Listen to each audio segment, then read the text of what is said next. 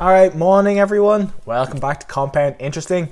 This is Emil, and in today's video we're going to run through 6 beginner mistakes that pretty much everyone I think needs to make before they start becoming a good investor, and these are all mistakes that I've made myself. Before we get going running through those 6 mistakes, just want to announce the 3 winners of my book competition, or my giveaway of 3 books, my favorite books, all up here and links in the description. So I had a competition, 3 people won, and they all get a free book. So I'll be commenting back, getting your email address and your address, and sending you out those books. So well done to those winners, and thanks to all who entered, all 10 of you or whatever. So there's a good chance you won. So congrats if you entered, and congrats if you won. So with all that said, let's get cracking straight away with the first mistake that every beginner makes. So as I said, I've made all of these mistakes, so I'm telling you from experience. So I want to share these experiences with you so you can avoid making similar mistakes. You'll probably make them to some degree, you make these mistakes to some degree, but perhaps you won't lose as much as you would have if you don't watch the video, or if you didn't watch this video or learn from my experiences, or if you go out and just stick to basic investing principles and avoid looking for the quick buck or whatever, because a lot of these mistakes are related to your ego and you thinking that you're smarter than you actually are, or trying to outsmart the market, or thinking that you're smarter than everyone else who's in the market, like thinking that you're smarter than most people on average. But then again, most people on average think that they're smarter than most people on average, and most people in the stock market on average are actually smarter than most people on average. But all of these mistakes, like, they're not so much mistakes in the fact that they can work. They work sometimes, but generally they don't. It pays off to not make these kind of choices when it comes to investing. So let's go straight away with the first mistake, and that is to sell too early and to be a bit of a sheep. So selling too early is a mistake that I've made a couple of times. So particularly, I've given this example before, but I bought 2 shares of Spotify when it was $150 when I just started out investing, because I had started a Shopify store.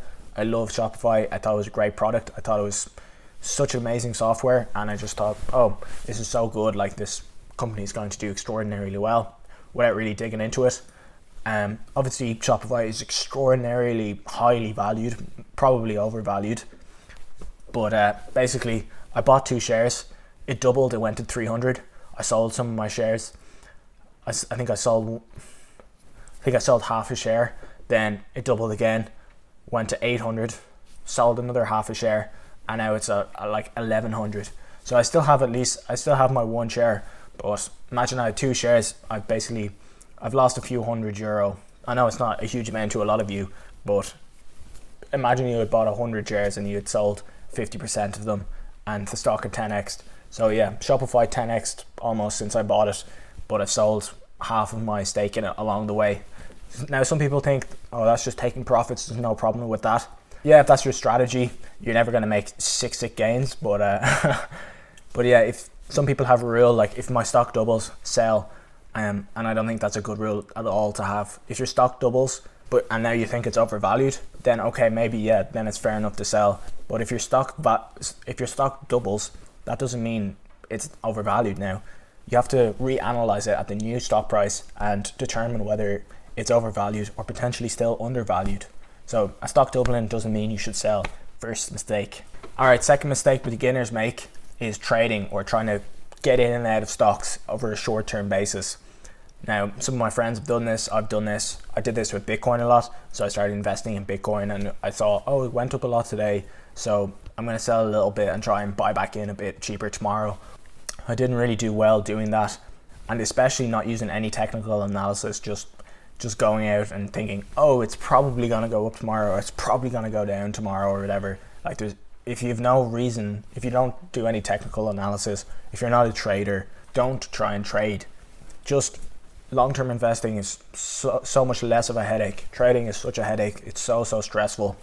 And being a long-term investor, the odds are stacked in your favor. Stocks generally trend up over time. Companies generally grow over time. So if you're a long-term investor, you're going to make use of that compounding effect. However, if you're a trader, we've all heard those statistics that 90% of traders lose money. So don't think you're in that 10% of people who won't lose money. If you want to be a trader, you've got to have to go balls to the wall, buy all the trading books, and be ready to sacrifice a lot of time and money to learn how to actually trade. And I don't mean sacrifice money buying courses, I mean actually putting your own skin in the game and losing it, because you're probably going to lose a lot of money trading in the beginning until you get good at it. Not that I'd know, because I've no real interest in trading. I'm a long-term investor. That's my style. The problem is, if the stock price does start dropping, if you're right, you sold at the perfect time, and it does start dropping, are you actually going to go buy back in? At what percentage? How much percentage down are you going to buy back in? Are you going to buy back in when it drops 10%? Are you going to buy back in when it drops 20%? Because I think, say you sold all your shares, you might think, oh, it's dropped 20%. Oh, it's going to keep going down. It's going to keep going down. It's going to keep going down.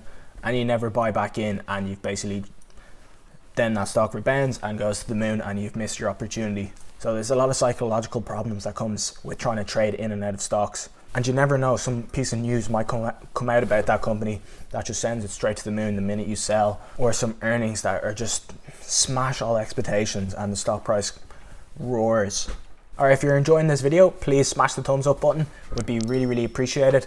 Helps to get the small channel off the ground, so much appreciated. Make sure to subscribe if you haven't subscribed already, and click the notification bell, so because I'm a small channel, the videos won't appear in your recommended feed unless you've hit that notification bell. So thank you all so much for that, and let's get on to the next mistake, and that's getting greedy. So this is certainly something that I've been guilty of in the past, because I'm a kind of a pig investor. So there's a few types of investors, but I'm a pig, and that means I'm naturally quite greedy. So when stocks are going up, I'm kind of inclined to keep buying them and buying them and buying them.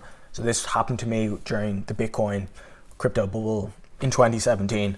I started buying Bitcoin at 3.5k, and it rode it all the way up to, I kept buying, putting more and more money in, because I was making a fortune on paper. Never really sold anything, never took profits, because I'm a pig, I'm a greedy bastard. So I just was like, oh, I'm a genius. I was looking up what color Lambo I was gonna get, the works, what beach house, where I'd get my beach house, and how many wives I'd have. But anyway, yeah, so I was buying all the way up. Now, thankfully, I started to realize, okay, I'm gonna stop buying here. I think it's getting a little bit frothy, even though it was my first year of investing. So I did stop buying at around 14k, and it went all the way up to 20k. I never sold a penny of Bitcoin, and then I rode it all the way back down to 3k. So you can only imagine the emotional roller coaster that was. But yeah, I learned so much in that first year of investing, because any stock movements that I'll ever go through is nothing compared to the crypto movements that I went through in my first year of investing. So nothing can faze me now. I'm a complete stoic when it comes to any sort of stock prices. I barely bat an eyelid anymore, because I also held a lot of altcoins that dropped 95% from when I bought them, and I'm still holding them now because I'm a pig.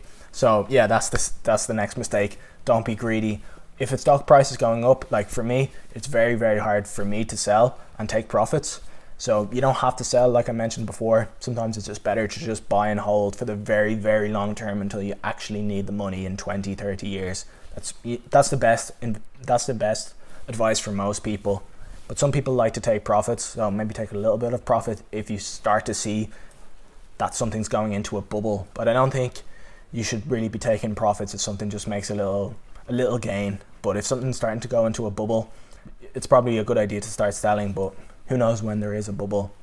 But I think the point I'm trying to make here is to stop buying. If you think something's going into a bubble, it doesn't matter whether you sell, but if you want to hold it, that's fine, but definitely don't continue buying all the way up. So after a while, you're gonna have to realize, okay, I've already made a lot of money on this stock.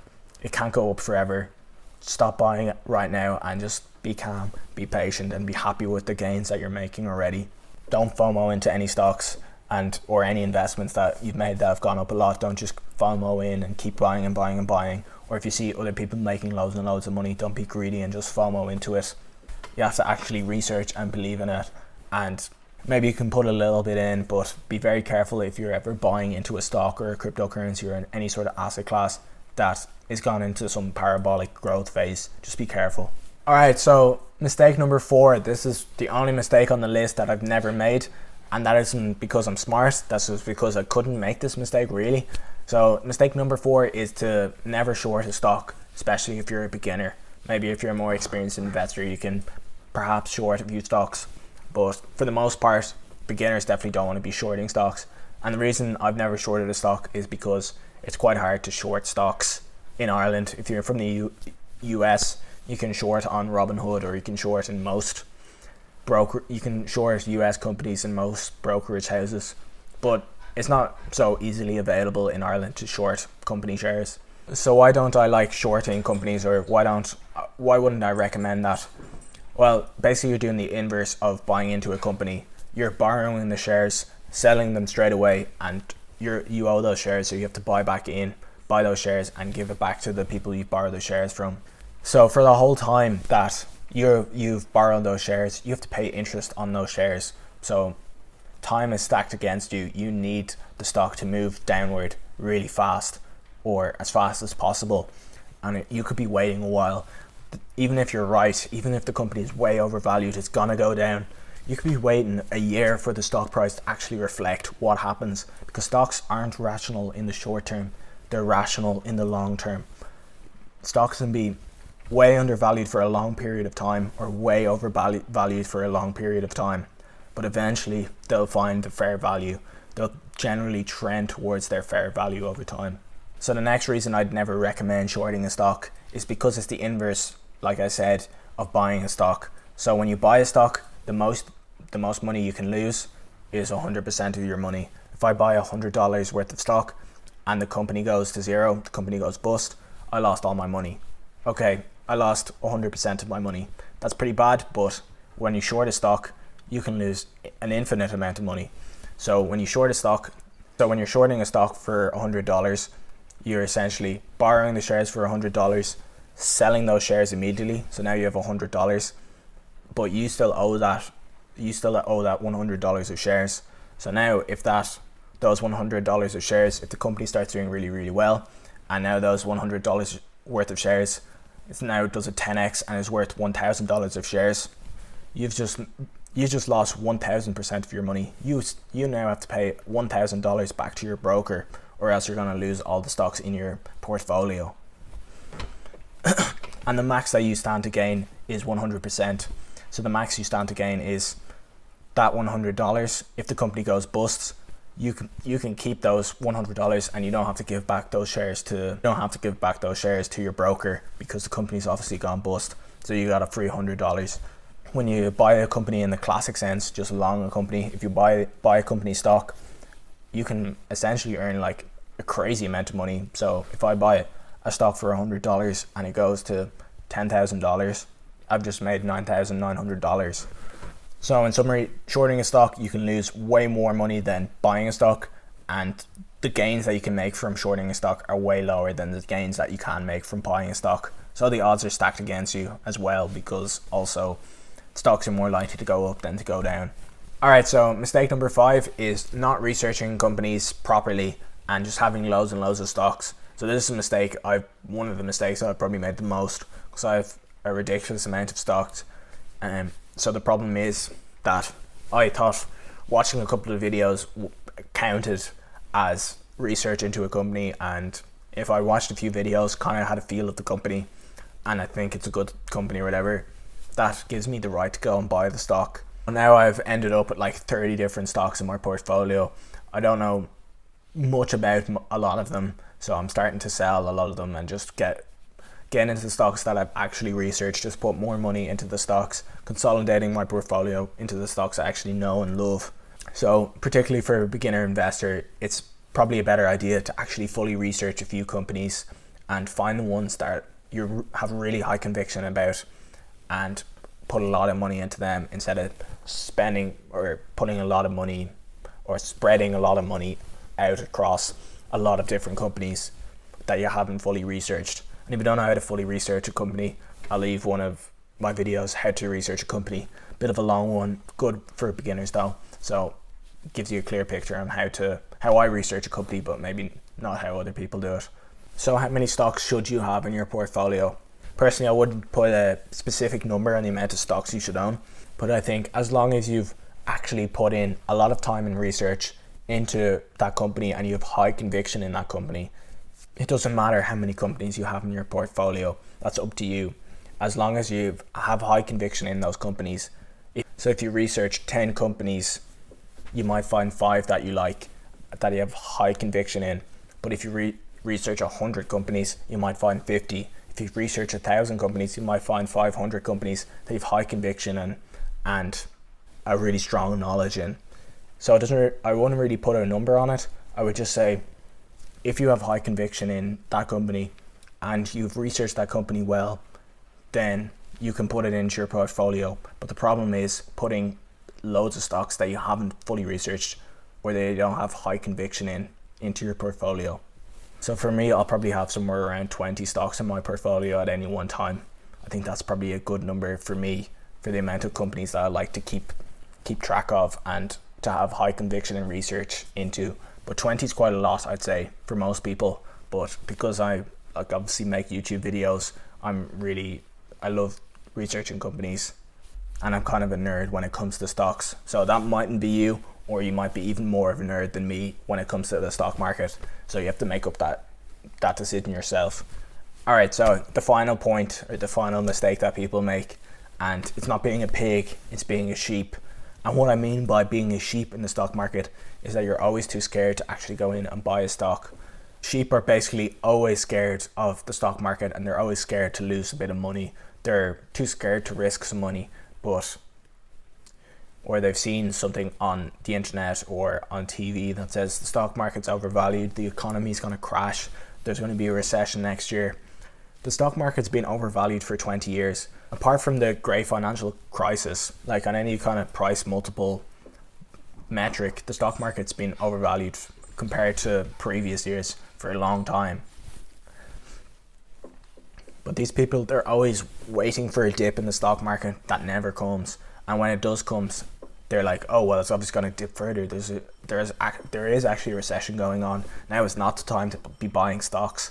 So the problem with them is that they never actually bite the bullet and just go for it and start buying stocks. That's the whole point of the stock market. You can't just go in without any chance of losing your money. You have to know that there is a chance that you will lose your money, and it's almost a certainty that at some stage during your investing career you will make a bad call and you will lose probably a significant amount of money, and that's all part of the fun of it. But I say to you now that just go out and buy stocks, get some skin in the game, start having some fun, making some gains, making some losses, and enjoying the ride. So I think I'll wrap it up there. I think that pretty much sums up everything I wanted to say, all the mistakes that I've made, which I've made all of those mistakes except the shorting stocks ones. But anyway, thank you so much for watching. I really appreciate it. If you wouldn't mind smashing the thumbs up button, that would mean the world to me. Subscribe if you haven't already, and I can't wait to see you in the next video. Cheers, goodbye.